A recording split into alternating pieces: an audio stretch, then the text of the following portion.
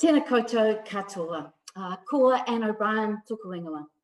Ko te kaurungi o Waituhi o Tamaki, no mai, haere mai. Welcome, I'm Anne O'Brien. I'm the director of the Auckland Writers Festival, and it's my real pleasure to meet with you this morning to set off this Auckland Writers Festival Winter Online Series in partnership with Auckland Live.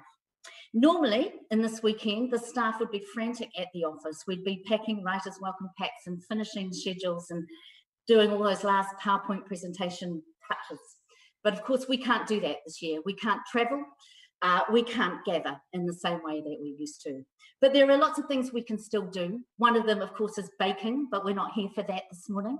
What we can do is we can continue to read. And reading, of course, and the mission of the festival is to connect us with the world of books and stories. It's a way in which we can expand our worldview, connect to each other. It gives us delight. It gives us consolation. This year, we put together a program of over 200 writers and books that we loved. We're calling it our 2020 reading list. And if you want a copy of this, let us know if you don't already have one, because this will guide you through the rest of the year. We can't bring you 200 writers, unfortunately, in this series, but we can bring you some of the wonderful work that we had hoped to champion. And that's what we plan to do over the next 13 weeks. Before I hand you over to Paula Morris, who's going to be our host for the series, Paula, a writer, a teacher, a champion for literature, and particularly Māori and Pacifica literature. You're in very safe hands there. I want to just set us off with a karakia, a Māori blessing. Tūtaua mai I runga, tūtaua mai I raro, tūtaua mai I roto, tūtaua mai I waho. Kia tau e te Māori tū, te Māori ora ki te katoa, haumi e, hui e, taiki e. And that last line of that beautiful blessing says, unified, connected, and blessed. And so we are. Thank you for joining us. Kia ora. Over to you, Paula. Kia ora, Anne. No mai, haere mai, kia ora tātou. Welcome to our first episode. And as Anne said, I am your host, Paula Morris. I'm speaking to you from my living room in Grays Avenue in Auckland. Thanks to our very generous partner, Auckland Live, for their technical support in helping make this series possible. And please bear with us through any small glitches, freezes, and other Zoom delights. Now, this is how the episode will work. We'll welcome all three writers. I'll chat with them in turn about their latest book, and they'll each do a short reading. You too can ask questions throughout using the chat functions on Facebook and on YouTube. I'll be checking for questions and we'll try to ask them if possible after each reading. Towards the end of our hour, all three writers will return for a final question or two if we haven't massively run over. Now, please share this episode via social media. And remember, this series is free to view. So please ignore any requests you might get for credit cards. They are not from the festival, they are from robbers. Now, one final thing, the writers' books are available for sale or order. Just click on the Buy the Book link in the episode description. Now, please join me in welcoming Barbara Ewing. Kia ora, Barbara. Kia ora, Paula.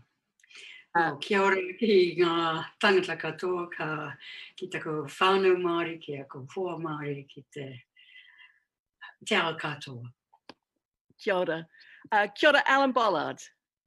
Yes, kia ora, Paula. I'm in Wellington. It's blowing a gale outside. I hope you can still hear me all right. I hope so too. And finally, in London, Bernadine Evaristo. Hi, hello. Hi, Bernadine. Hi. Okay, kia ora. Thank you for joining us this morning or last night in the case of Bernadine, who is in London. Alan and Bernadine will be talking very soon, so don't go away. You can just hide quietly. First of all, may I introduce Barbara Ewing. Now, in her new memoir, 1 Minute Crying Time, Barbara says that one of my professions in one of my countries is writer of historical novels. Another of her professions is acting, and she's well known to many of us in both capacities, 9 novels and numerous stage, TV, and film roles. Barbara also, as I've learned from her memoir, used to live here on Grays Avenue in the early 60s, across the street. Now, published by Mass University Press, 1 Minute Crying Time is a rich evocation of the New Zealand of the 50s, from wash houses to the waterfront strike, hit parades to Everest, the coronation, rock around the clock, 6 o'clock closing. It's also a personal testimony of family life and the impact of racism, both a celebration and an indictment of post-war New Zealand. Kia ora, Barbara, welcome. Thank you, Paula. Now, Barbara, you drew on New Zealand in the 50s for your novel, A Dangerous Find, but you never consulted your own diaries. And in fact, this memoir almost didn't happen. You were about to burn your old diaries and journals. So, such a thing. I was. They were wrapped. They were wrapped and ready to go to a bonfire. And I just opened one and just had a look at one of the first ones. And because I do write historical novels, I recognized that they were historical documents, even if they were just appalling to read sometimes. And so I went on reading, and then it's the most difficult book I've ever written.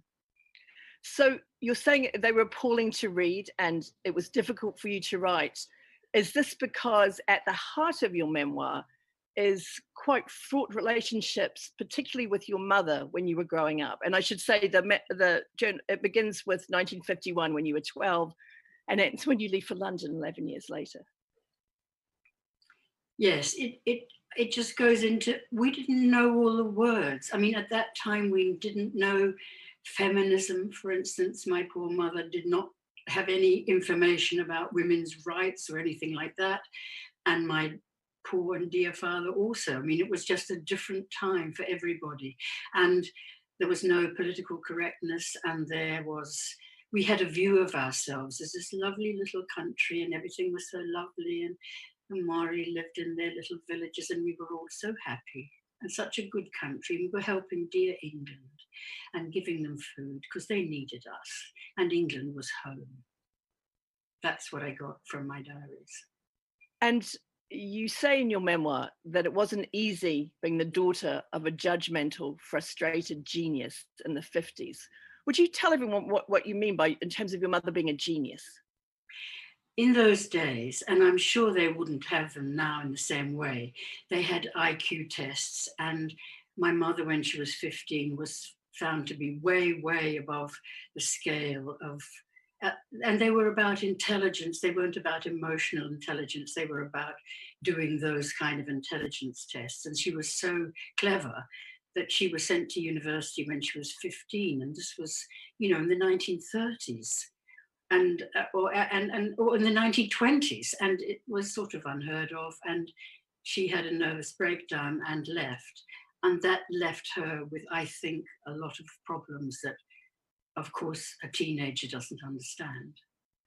And all of this came to the head very much when you were at university at Victoria and you decided to study Te Reo Māori, though classes they were not offered as part of the degree there. You had to do it as an adult education class. Why do you think this became such an issue for your mother? I think it would have been an issue for lots of mothers in those days. Mostly Pākehā, but sometimes Māori also. It was not the country we kind of think of. I think the diaries, and of course it was only my point of view, Paula. I mean, how do I know how everybody else felt? But I think I wrote truthfully what I felt. Oh, absolutely. And I have to say your memoir is very vivid, and you really discuss the idea and debate the idea about honesty and truth in writing memoir. When you talk about the way it's hard to tidy up a life the way a novelist would, and that the connecting threads are not always clear. Well, you also I'm just going to read that part, so that will make it clear what I was feeling, Okay. that, yeah. So at the heart of your book as well is a very poignant and compelling and quite heartbreaking story of the first big romance in your life. And would you talk to us about that a little? No. All right. Everyone's going to have to read the book. Barbara is being very withholding, and fair enough, because it is it was an absolute page turner to see the ups and downs of a very important romantic relationship for you that lasted almost until you sailed away to England. I'd say never to return, but you're back now and you come back a lot, don't you? I do, of course I do. Yes, I couldn't quite break the ties ever. Barbara, one thing you talk about growing up in Wellington, attending high school there, is a special gift your father gave you, which was the stories of Catherine Mansfield. Would you talk a little bit about the impact it had on you at the time? Oh, I can't. Yes, Paula.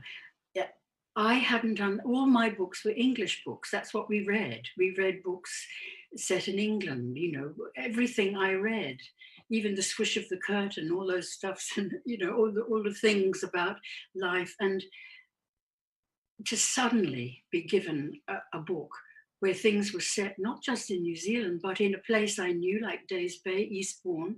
And I couldn't believe it. I couldn't believe that you could write about New Zealand. I didn't understand. And I know it's different now, but I am talking about a very long time for me, a very long time ago. Barbara, I wonder if we should do your reading right now. Would that be okay? Yes. Okay, you've got a short read to give from your book, and then we can come back and talk some more. Yes, and I do talk about the problems that you and I were just discussing then. Good. Why don't you go ahead? Thank you.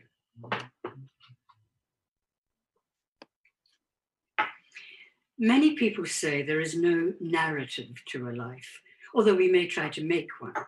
Many people say they don't feel connected to their past or don't want to feel connected to it, or they've forgotten it or feel it must have happened to another person. For better or for worse, sometimes very worse, I don't always like her. I do feel connected to this young, growing person, although it's so odd and unsettling to meet her so alive after all these years. And of course, everyone's life has a narrative, often just not a very tidy one. It's the plot that often gets lost. A novelist who's not happy with the way his or her plot has developed goes back and changes it to pull the threads together more satisfactorily, to clarify. But it's much harder to tidy up a life because we can't go back and change things. And the connecting threads are not often clear to us as they are happening, are not at the time understood, or are hidden. So very many things forgotten, of course, but also the revelations that are never made, the connections that are never known, the truth that is never spoken. And so it is partly here. Some of the people I write of who are part of this story have asked me to omit certain things or to not be identified, because in writing my own personal story, I write part of their young story also, which they choose not to tell. But they also think that history should be told. And by stealth almost, some of the very early diaries I opened perhaps show more than I at first understood. They trace, like old black and white photographs, a picture of my family and me and the people I knew so long ago in the 1950s. But perhaps they also tell something of the country we lived in and the stories we told ourselves about our country then. Kazuo Ishiguro wondered in his Nobel Prize lecture, does a nation remember and forget in much the same way as an individual does? Sometimes rewriting itself also. 14th of February, 1951. Went to Girls' Manual training at 10:30 a.m. Preserved green gauges, not very good. After school, we were skipping as it has come into the season. Listened to Much Binding in the Marsh with Dad. 22nd of May, 1951. The headmaster sent me to the cooking teacher with a message. Jeanette couldn't pay 2 and 6 for cooking ingredients this term as her father is a wharfie. The school paid. Poor thing. At Horrible Sewing, I did one leaf on my Dorothy bag and yapped. Listen to the lever hit parade. God, it's cold. 24th of November, 1951. Gosh, I have to work hard at housework on Saturdays. Then I went to Webb's and got my new kitten. We've decided to call it Wobbles. Oh, it's so sweet and wobbly, but we'll have to be careful. I went to Jennifer's birthday party, which was good. I got a packet of bubblegum for a prize. I've only ever seen it at the pictures. But Jennifer's father gets it from America. He's funny. He squashes the bottom of all the chocolates to find the hard ones. 31st of December, 1951. Well, today's the last day I'll write in this diary, and I'm proud to say I've kept my diary every day for a whole year. Today I didn't go to the beach again. I went to town instead, and Andy and I saw Dear Brat at the Regent. Tonight, because it's New Year's Eve, we're getting up at 11:35 p.m. Tell you all about that next year. Cheerio, 1951. Kia ora, Barbara, thank you so much for that reading. I feel that you have an unfair advantage over many writers because of your acting. Barbara, some questions are coming in from listeners. One of them is saying about how they used to love your occasional London diary, and the listener wondering if you went back to those old columns for material for your new book. But of course, your book ends at a specific point. Would you just let readers know what the span is of this memoir? Yes, it starts when I'm 11, just about to turn 12, and it finishes in September 1962 when I've won a scholarship and a bursary from the New Zealand government, and I'm going to RADA. But it sometimes goes forward into other times. I can't help going forward sometimes to talk about big things that happen in my family, and then I come back again.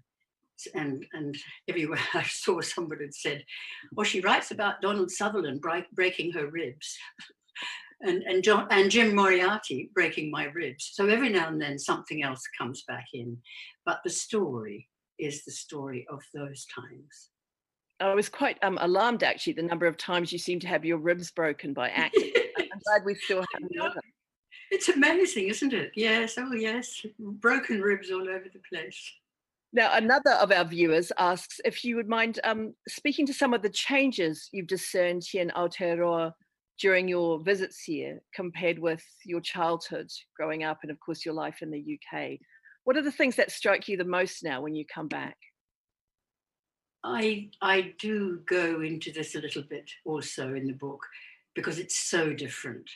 And because of my experiences, I realized that the whole Māori situation is very, very different now. And we all know that, than it was in the 1950s when there were no university classes at Victoria University. And people were just saying, what do you mean you're learning Māori? What are you doing? I mean, that is such a big change. But also it's changed in other ways, which I do touch on too, is it was a very fair, we prided ourselves in the 50s on equality, and in a way it was fair.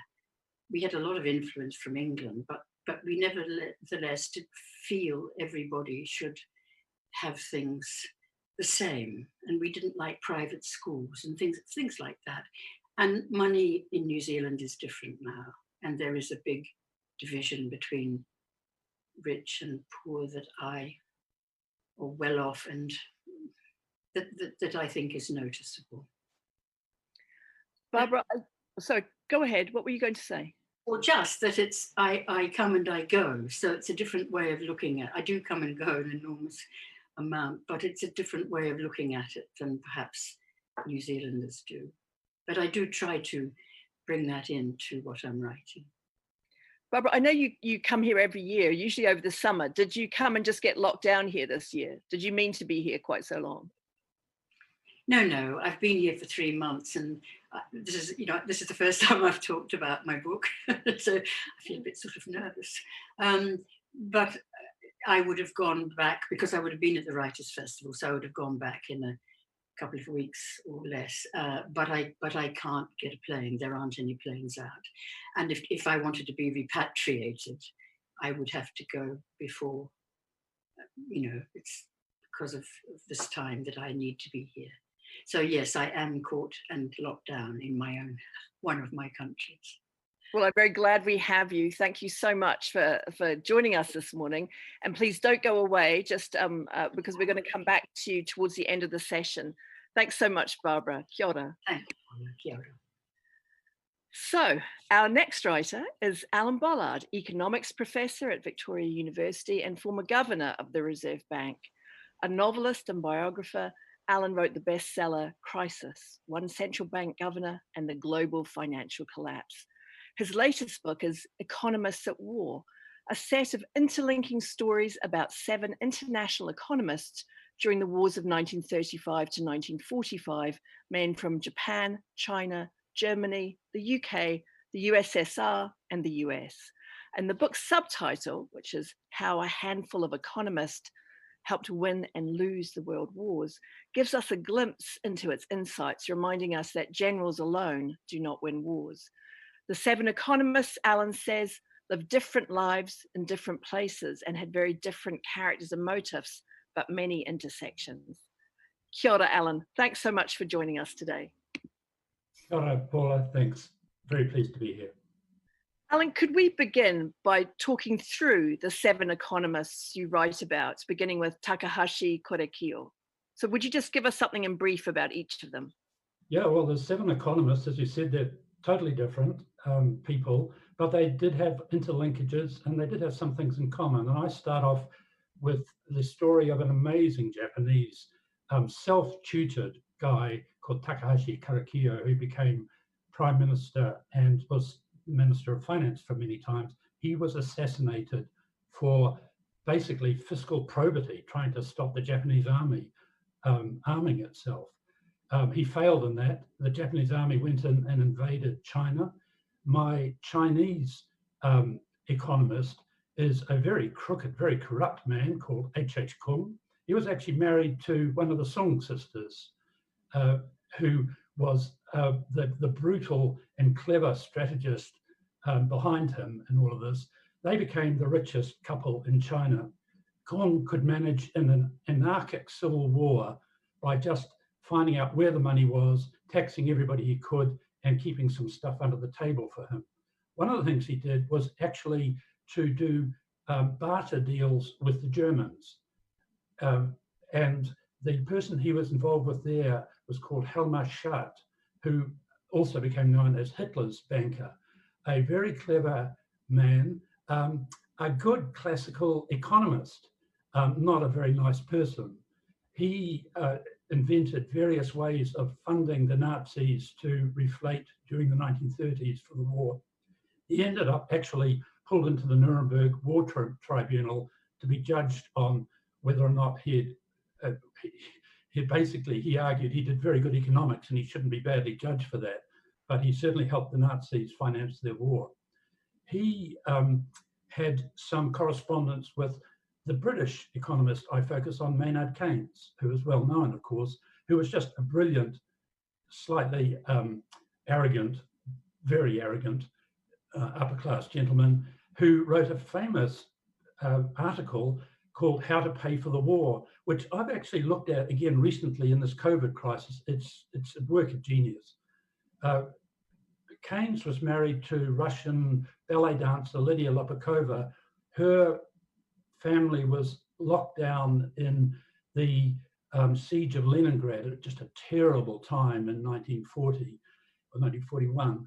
And my Russian economist, my Soviet economist, Leonid Kantorovich, was actually one of the people who helped keep the supply lines going into the Soviet Union. He was sent out on the lake that was iced in each year to do all the very careful mathematical testing to make sure he could get supplies in and out.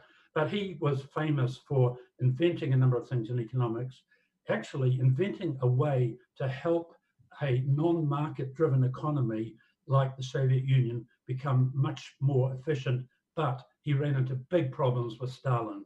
Stalin was his own economist, and anyone he didn't like went to the Gulag. I go on from there, and there's another Soviet-born, well, St. Petersburg-born boy genius, and his name's Leontiev. He invents input-output mapping. The Americans used that to work out how to bomb the German economy into submission during the war. I end up with another crazy, totally clever wizard of a guy called John von Neumann. The stories about him are just unbelievable. Hungarian, immigrant American. He's a bit of a Cold War warrior, and he is part of the Manhattan Project to develop the US atomic bomb, and also develops game theory, which is used in the Cold War and which Donald Trump's resurrecting today. It's a win-lose sort of way of thinking. I mean, 7 really gripping stories. But I wonder if we could just go back briefly to Maynard Keynes. You say that his article, How to Pay for the War, has resonance in this era of COVID-19. Would you talk about how? Yeah, well, Keynes wrote these 2 articles for a newspaper, which became a book. Weirdly, actually, they were leaked before the Times published them, and they were published in Germany, which was at war with Britain before then. But the way that everybody had been thinking about all of this was you had to get rationing in place and ration supply. And he said, well, you could also manage demand. And that was what Keynesian economics was all about. And that was whether or not you get people to voluntarily, with a tax system in place and subsidy systems in place, work out how much they really needed to buy and how much would go into which direction. And in doing that, he was saying, well, someone's going to pay for all of this. And it could be taxpayers, it could be young people, it could be older people, it could be savers, it could be homeowners, depends what sort of policies you have. That's exactly the situation we've got right now, where billions are being spent on stimulus for COVID, but someone's going to pay for them, and we have some choices about who that's going to be. Do you have any particular thoughts on that? Oh yeah, thousands. Like everybody. And they're all evolving, and I'm changing them every day when I look at the numbers. Absolutely. Now, we're going to go to your reading in a moment, and it is the very first story in the book. And I have to say, as a non-economist, I did read these very much as stories and found them fascinating. I mean, I was fascinated to know that H.H. Kung actually went to Germany before the war and met with Hitler and tried to turn him against the Japanese, sadly unsuccessfully. But the reading you're going to give is about Takahashi, the Japanese finance minister, who has an amazing story. I mean, grew up in gangs, and geisha girlfriend, worked in indentured servitude in the US, had a failed mine investment in Peru. I mean, it's a real 19th century adventure story, isn't it? Yeah, I mean, economists don't have to be dull people. And although there's a bit of selection bias here because I basically was interested in interesting people. But sure, let me just start off. I didn't know where to read really, but I decided in the end I just opened the book on the first page and start there. Good. So, would you do that for us, Alan? Let me read from the first page. It was dark before dawn on a freezing Tokyo winter's night. In silence, the soldiers prepared their rifles and their bayonets. The officers strapped on their greatcoats and swords, and they filed in silence out of their barracks and marched down the snow-covered streets. The contingent halted as they reached a beautiful traditional wooden mansion. There was a guard on the gate, and he tried to stop them, but the soldiers knocked him rudely aside and burst past. The guard telephoned desperately for help, but it was too late. The officer barked an order, and the soldiers smashed down the front door. They stormed through the house. In a bedroom, 2 officers found an old man asleep in bed. They drew their swords and pistols. The old man was the venerable statesman Takahashi Korekiyo. He had been Prime Minister of Japan and Minister of Finance 7 times. This was the man who prevented his country collapsing into the Great Depression by the combined use of modern fiscal, monetary, and exchange rate policies, perhaps the first in the world to design such a policy package. By 1934, before such policies had been articulated in economic theory, Takahashi had put them into practice. In doing so, he had helped Japan build a strong economy. But sadly, this economic strength had been used by Japan to build and abuse its military might for war, resulting in the ultimate misery of millions. Takahashi was the only Japanese politician brave enough to stand up to the military and fight against the inexorable slide to militarism in the 1930s, designing a modern, disciplined fiscal policy which would put a brake on excessive military spending by 1935. And for this, he would pay the ultimate price.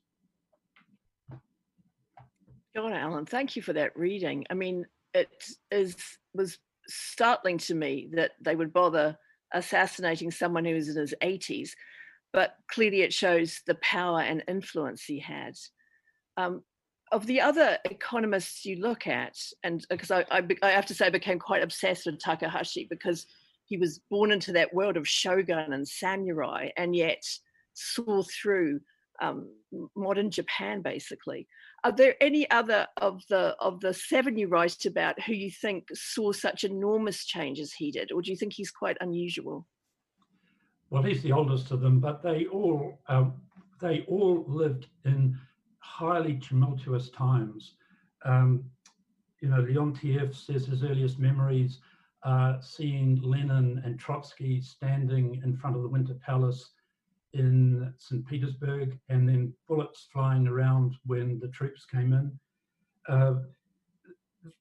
The life that Kung led in China was just incredible. What a terrible time when the Japanese, the communists, and the Kuomintang were all fighting one another, and everything was breaking down. It was whatever you could really, scramble up from all of that.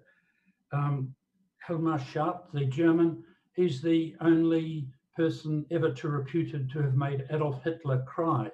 He gave him a very long lecture about very good monetary policy, and he wouldn't take no for an answer until he was absolutely sure that Hitler understood how all the monetary aggregates and the economic channels worked. And that gives you an indication of his character, he was pretty unempathetic as well.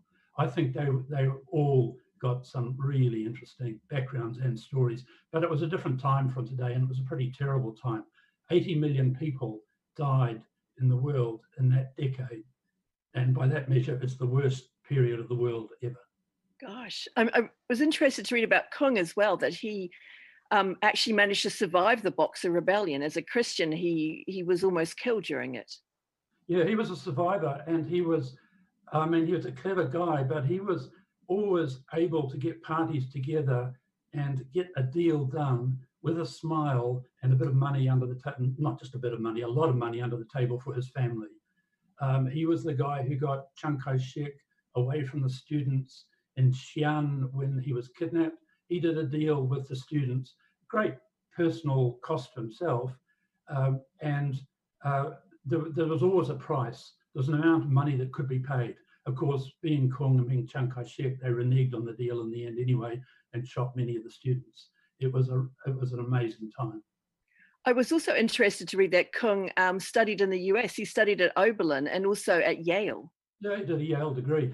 I mean, he of all the economists there was the one who said, look, it's whatever it takes. And so he's the one who's doing deals all the time rather than being a really cerebral sort of person. Some of the others were much more cerebral than him. But a number of them managed to get to the States to do degrees and learning one way or the other. And that's still the case today. So there's a very big sort of American academic hegemony over the profession. And John von Neumann, though, born in Hungary, as you said, and ended up in the US being a very important person in the Manhattan Project, is kind of a seg to your next book, isn't it, where you focus more on the Cold War itself? Yeah, I'm writing about economists in the Cold War at the minute. It's different, but it's pretty intense as well. And John von Neumann, I mean, he was a boy genius. He was brought up in a middle-class Jewish family. Actually, quite a number of them were Jewish, in Budapest. And in fact, from his primary school, his gymnasia school, there were 3 Nobel Prize winners in his class. That just puts it in context. They used to, a party trick for Saturday nights in Budapest, they'd give him a copy of the Budapest telephone directory, ask him to memorize it, and then test him on it. And he could do anything like that. But he was the one who really brought brains to both the Manhattan Project and computing. He developed software, really, and his wife was, in one sense, the world's first software computer programmer. And that just went on until he died, ironically, from exposure to radioactivity from the bikini tests. Wow. We're unfortunately out of time, Alan, because this is really fascinating, and your book is tremendous, and people can order it by clicking on the book link, as they can order Barbara's as well. Thank you so much for talking to us. If you just hang around, I'm going to talk to Bernadine and then we'll come back to you. Kia ora, Alan. Okay, so our final guest today, and we're more or less on time, unbelievably, unlike all my bad dreams. So our final guest today is Bernadine Evaristo, joining us, as I said, from the UK to discuss her Booker Prize-winning novel, Girl, Woman, Other. Bernadine is a professor of creative writing. She's an influential mentor and literary activist who came of age, as she said, as part of an 80s Black feminist countercultural community in London. And that countercultural spirit is evident in her 8 books to date, which reveal her lively and imaginative engagement with history, from a Black woman in Roman Britain to ghosts on a European road trip. Girl, Woman, Other is a kaleidoscopic, provocative, very funny and often poignant novel of the interwoven lives of women, exploring romantic, sexual, family relationships, friendships across generations, hidden histories, rural and urban life, and of course, essential in all British novels, the crackling fault lines of race and class. Kia ora, Bernadine. Thanks very much for staying up for us today. Yeah. About this novel, you said, I wanted to create as many Black British female protagonists as I could get away with. So why did you say that? Yes, well, I started writing the book in 2013, and a lot has happened since then. But I was just really fed up with the fact that there were so few narratives about Black British women in fiction. Even today, I still don't think there are many of us writing. So I decided that I was going to put as many Black British women into a book as I could get away with.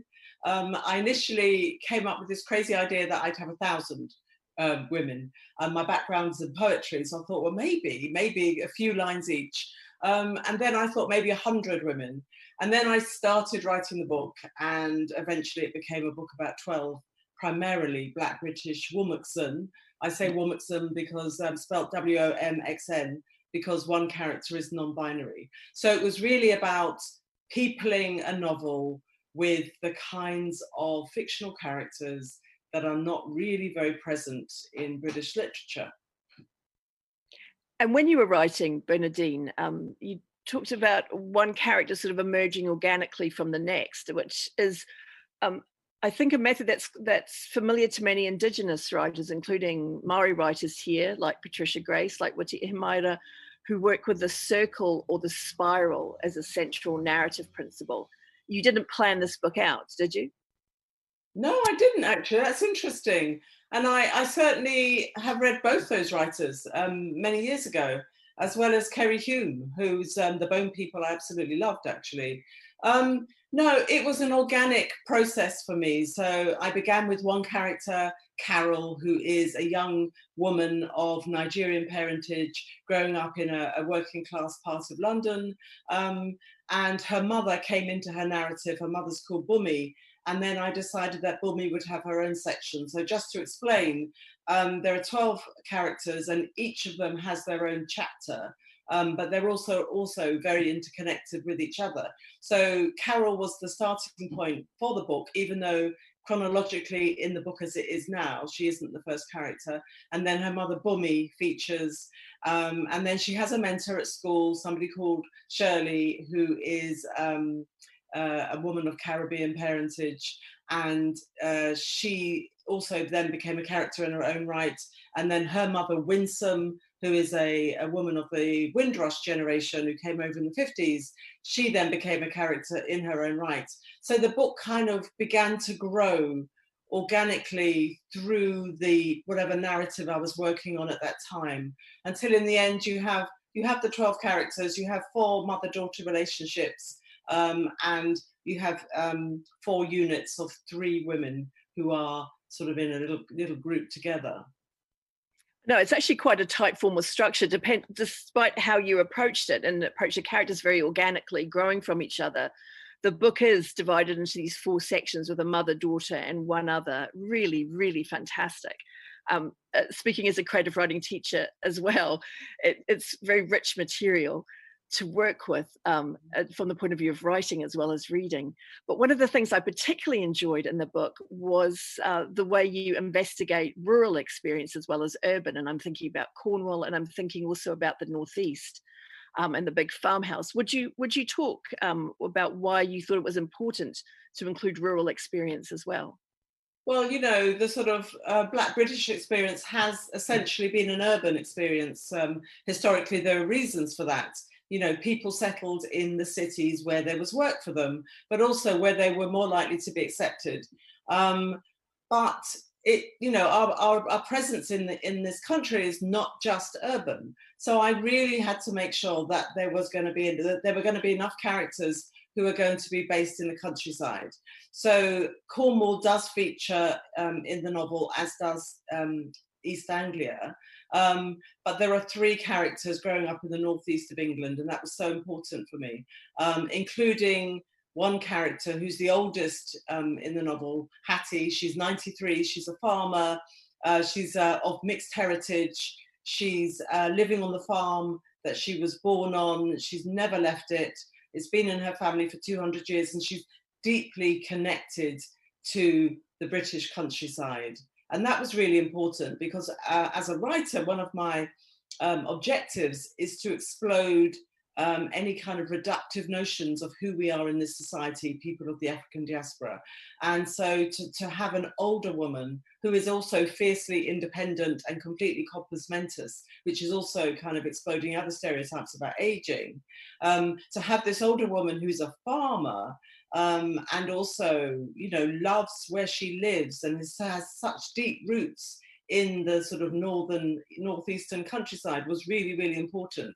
So yeah, so while I guess there are more characters in and around London than there are characters in rural areas, it definitely needed to have the rural experience sort of represented, if you like.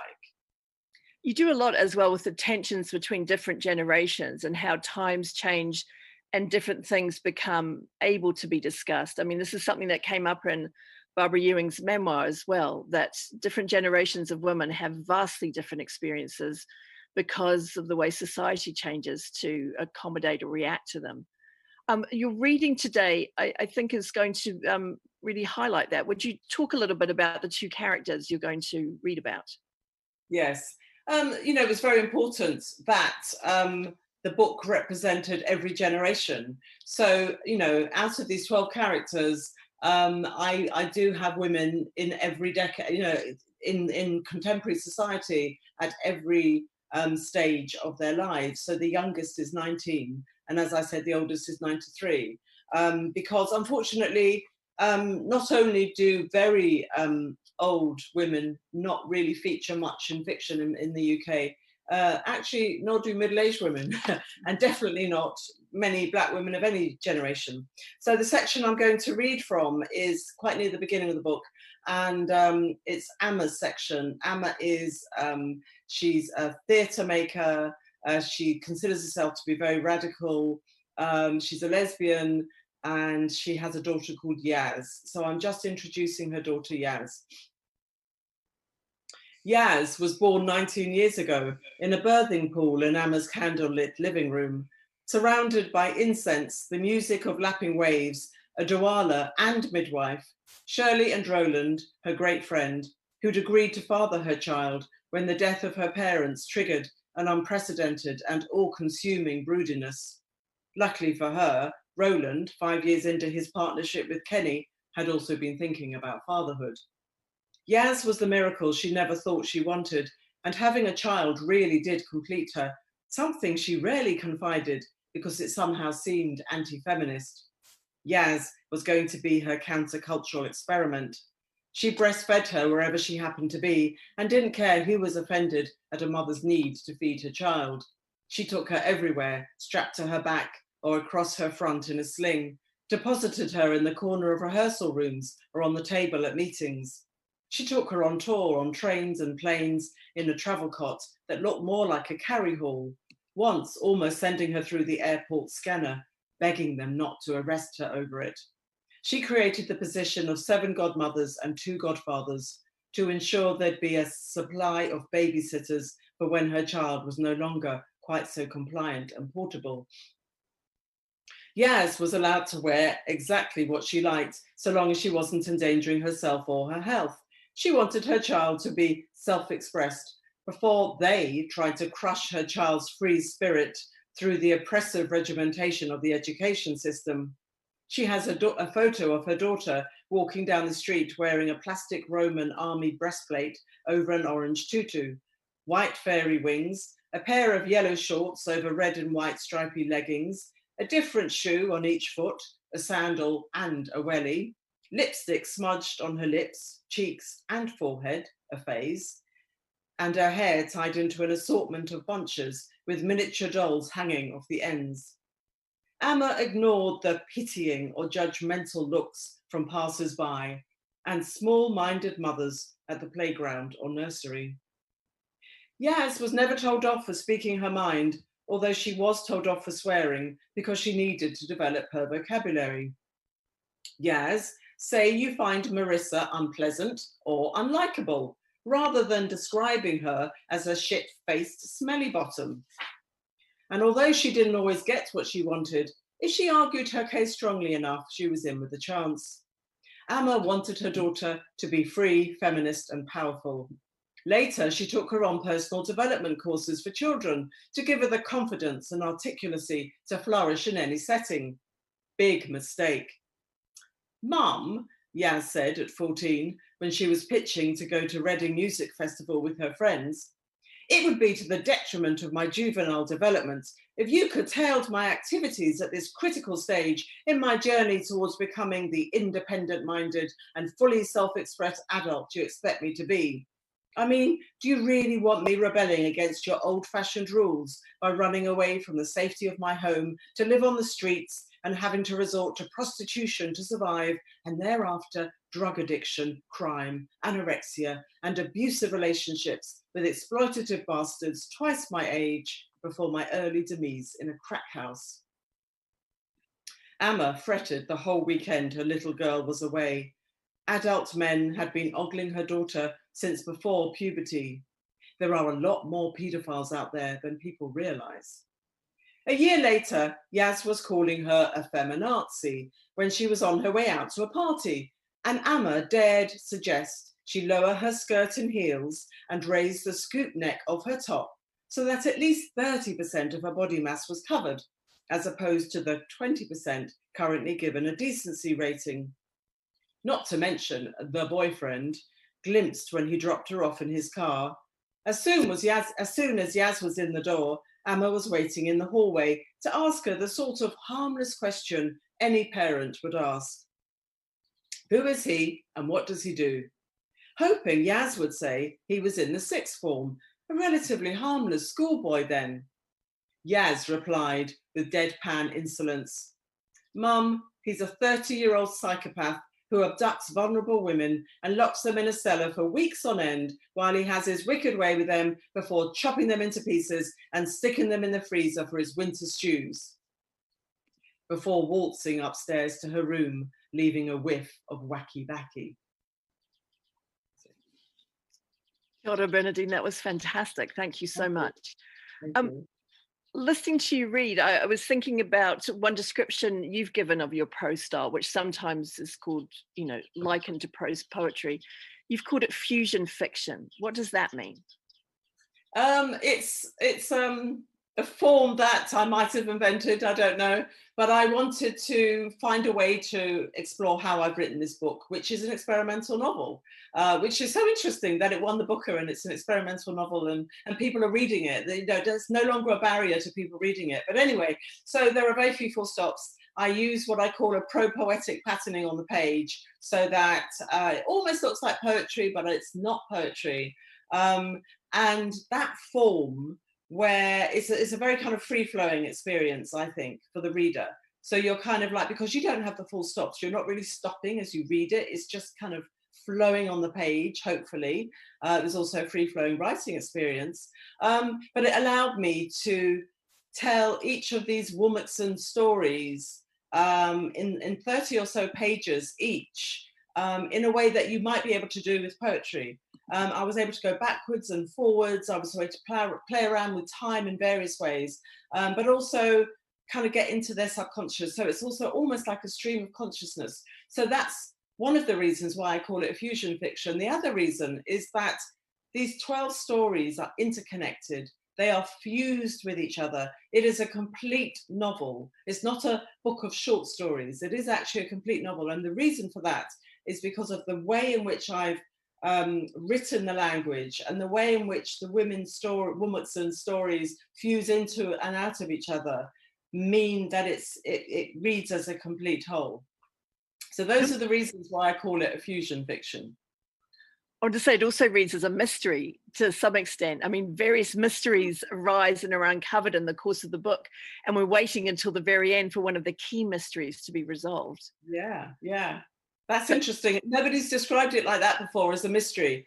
But, you know, the thing about the book is that you don't know where you're going with it, which is what I like, because I like my fiction to be completely unpredictable.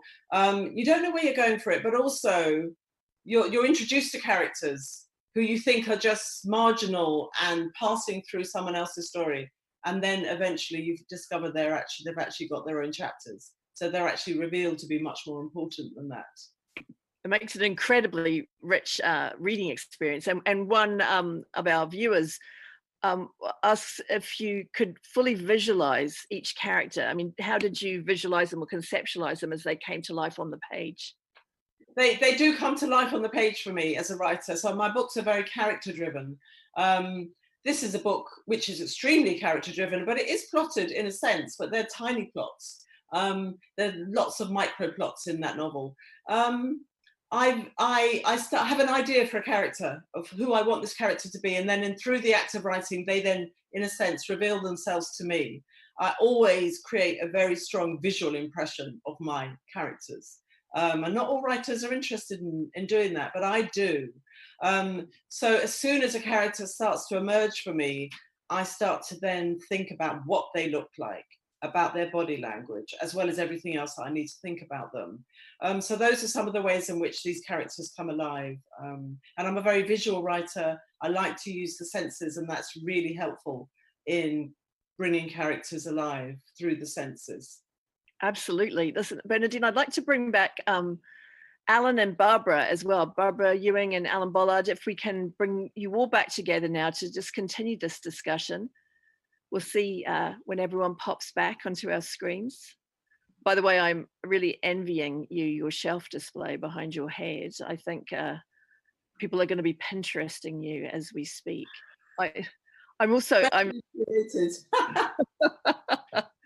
So while we're just waiting for Alan and Barbara to return, I hope they haven't wandered off, or that Alan has not been swept away by the Wellington storm. I'm just checking, Bernadine, on other questions for you. When you were reading, I think it really reminded me of what an exuberant book you've written, that there's something that's very vital about it. Now, you have a background in theatre. Obviously, you were a theatre grad as a young woman. Do you think that your theatre experience also informs your fiction writing? Absolutely, it does. I think my work tends to be very performative. And actually, I trained to be an actress. But then I formed a theatre company when I left drama school, and spent many years working for that theatre company, and I was writing plays and also performing in the plays. So not only was I writing theatre, but I was also inhabiting the characters that I had created. And it's only fairly recently, actually, that I've realised that the way in which I approach my fiction and my characters is very much rooted in that experience. Because, I mean, as Barbara will know, when you're inhabiting a character as an actor, you're engaging with them at a very deep level.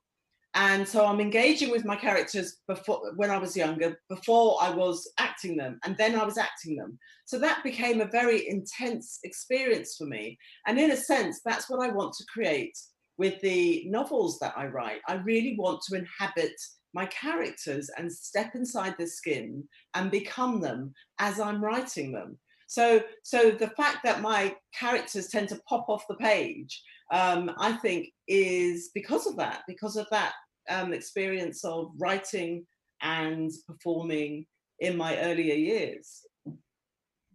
Alan, may I ask you, with your 7 economists, they are the characters in your book, they're real life people, but did you take a similar approach to Bernadine's in trying to evoke them as 3-dimensional people with rich characters and histories?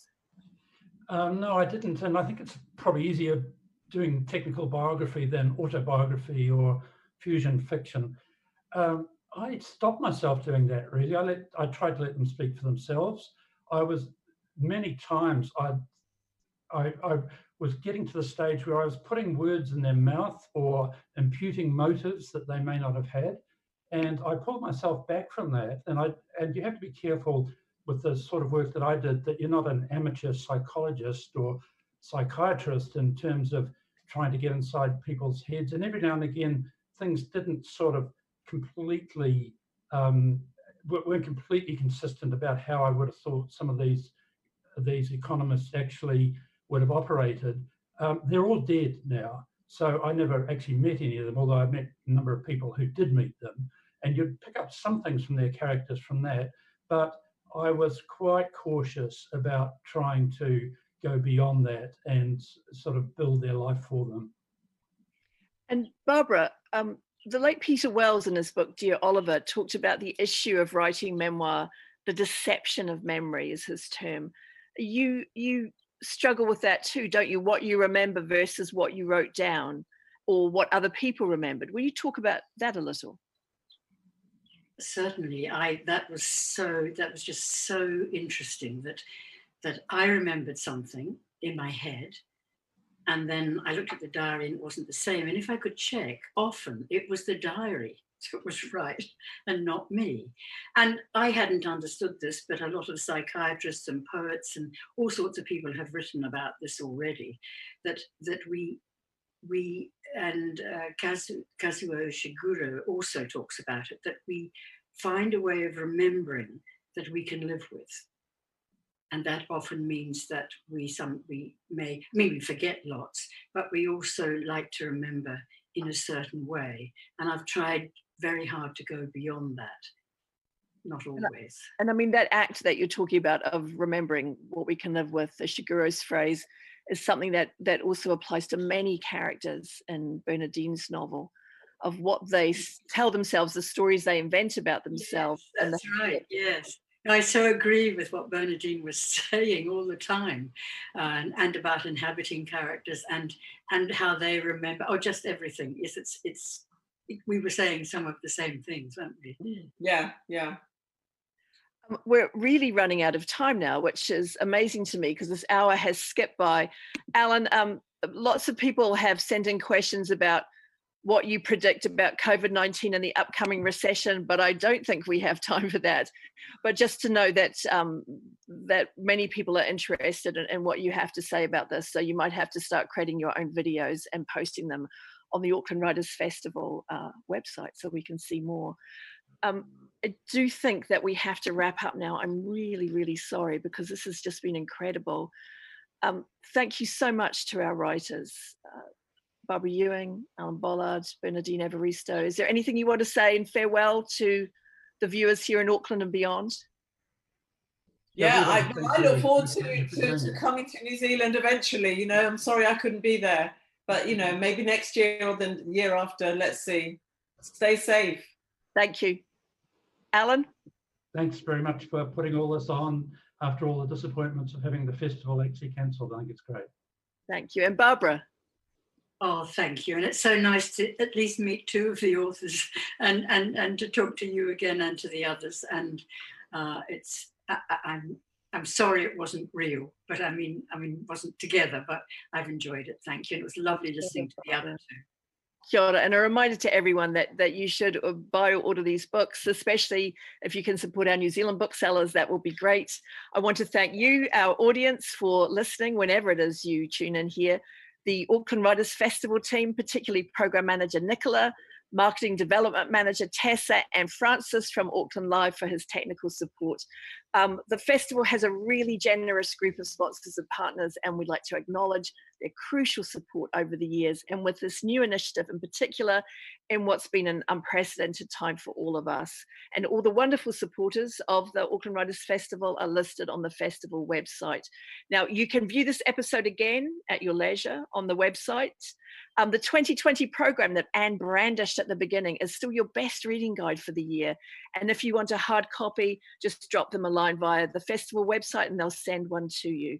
Now, please tune in again next week when our guests will include Lisa Taddeo, the American writer and journalist and author of the publishing sensation 3 Women, the distinguished New Zealand writer Ian Weddy, talking about his new novel, The Reed Warbler, which will be published on the 7th of May, and Yasmin Khan, the author of The Saffron Tales, Recipes from the Persian Kitchen. I'm Paula Morris. Thank you for joining us. See you next week. Mā toa.